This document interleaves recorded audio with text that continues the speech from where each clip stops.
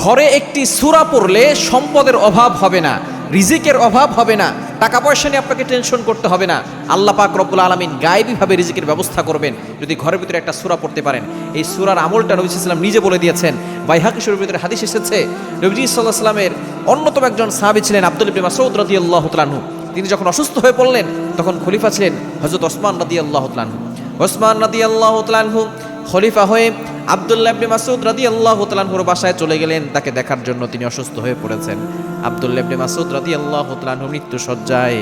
এমন সময় ওসমান রাদিয়াল্লাহু তাআলা আনহু বললেন, আপনি টেনশন করবেন না, বাইতুল ফান্ড থেকে আপনার মেয়েদের জন্য খাবার পাঠানো হবে, আপনার মেয়েদের ব্যবস্থাপনা করা হবে।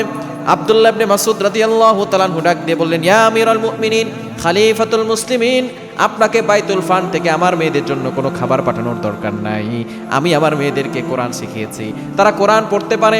নবীজি একটা সূরার কথা বলে দিয়েছেন, এই সূরা যে ব্যক্তি ঘরের ভিতরে পড়বে ওই ঘরে কোনো অভাব থাকবে না। আল্লাহ পাক রব্বুল আলামিন গায়েবীভাবে রিজিকের ব্যবস্থা করে দিবেন। এই সূরাটা হচ্ছে সূরাতুল ওয়াকিয়া। ইযা ওয়াকাতিল ওয়াকিয়া লাইসা লিওয়াকাতিহা কাযিবা খাফিদাতুর রাফিআ। সূরাটা একটু লম্বা আছে। যে ব্যক্তি মাগরিবের নামাজের পরে এই সূরাটা একবার পড়বে, যদি আপনি নিয়মিত পড়তে পারেন, আপনার ঘরে কখনো অভাব থাকবে না। একটা কাঁচামরিচের জন্য আপনাকে কারো কাছে হাত পাততে হবে না। আল্লাহ তাআলা গায়েবীভাবে রিজিকের ব্যবস্থা করে দিবে।